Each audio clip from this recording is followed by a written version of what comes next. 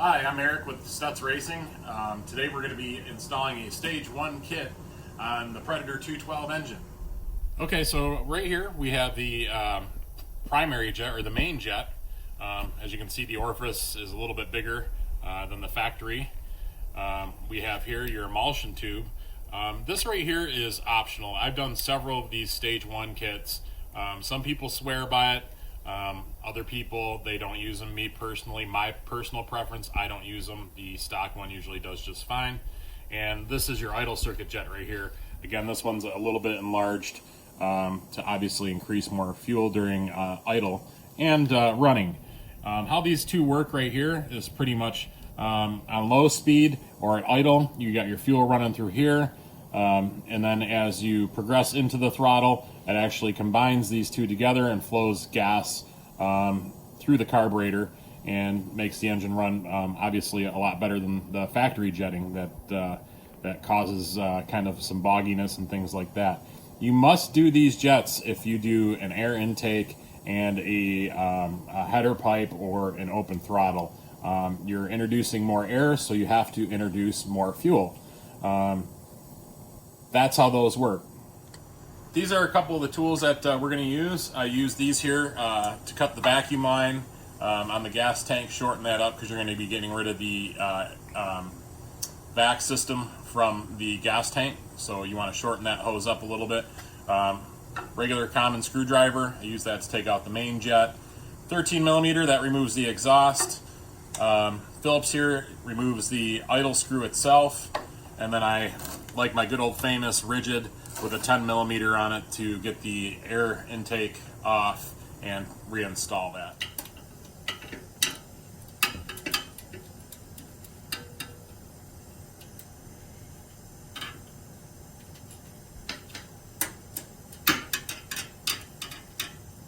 All right, so as you're putting on the exhaust here, sometimes the guys, they'll reuse the gasket that's on there if it's in good shape. Obviously, you're welcome to order a new one. We do sell those on our website too. Simply put those on, tighten them down really good. That's how you put your pipe on there. So to the contrary, or to what you like best, some people like to take the carburetor completely off to do the jet install. Me, I've gotten good enough at this over time to where I don't necessarily have to take it off. I do it actually right on the machine itself, or right on the mini bike I've done it, or right on the bench top. I'm not even going to remove the carburetor to do this, but if you feel more comfortable, you can take it off. So for all intents and purposes, this is my 10 millimeter. I already got these finger loose. Just zip that one off, zip that one off. I got these finger loose here. On the back side here, there's a little rubber breather hose. You're going to have to disconnect that. It'll give you a little bit of a headache trying to pull this off. I already have it disconnected. It's this guy right here, and it goes right into this line here.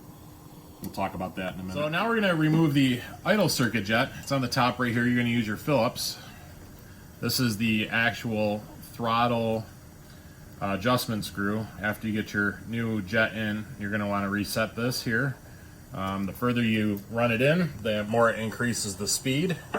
The farther you back it out, the less it increases the speed. So you get your screwdriver under there, just pop up gently.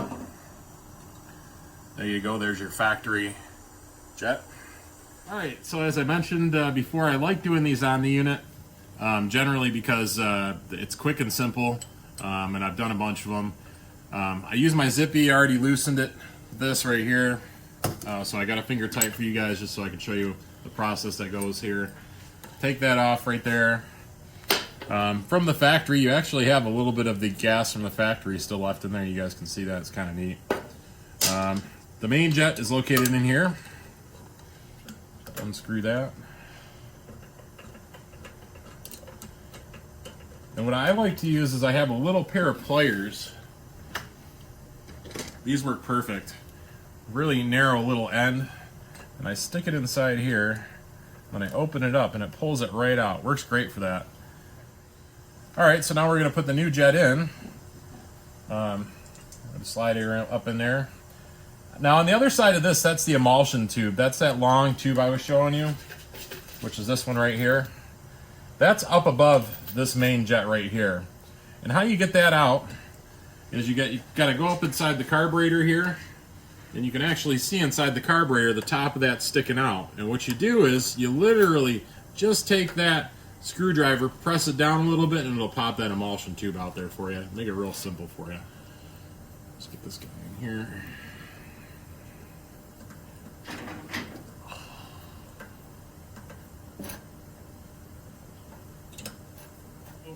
Putting it back together, there's one thing I really want to stress here. There's this black O-ring right here. A lot of people, if it's on the bike, they pull this off and that O-ring comes with it. Now that O-ring sits up inside of a channel here. If you don't have that sitting in there just right, guess what? You're going to have problems. It's going to leak. It's going to cause running problems. You're going to have gas coming out all over the place. So when you do the stage 1 kit, just make sure that O-ring is sitting where it needs to be. If it comes out onto this surface here, guess what? No big deal. Just take your little fine screwdriver or whatever and tuck that back into place. So you're going to bolt this back together. Get this back. Now I'm pretty good with my zippy gun. I don't recommend this for everybody. This is a 10 millimeter again. I just get it snugged up there. And I take my zippy gun and then I just give it a little zap like that. And it's good to go. Put on your air filter here. Sometimes it can be a little tight fit. Get it on like that. Then I use my flat blade here, tighten it down. Again, some guys like to use impact guns. You're more than welcome to do it, just don't over tighten the clamp. You can strip it out fairly easy. Another thing I like to do, it's not necessarily part of the stage 1 kit, but if it's going on a mini bike or going on a go-kart, these come from the factory with the pull handle offset kind of the wrong side. I like to undo these and actually clock them correctly. You got a screw here, or a bolt, and a bolt here. I just left one loose or tight. Down zap that like that.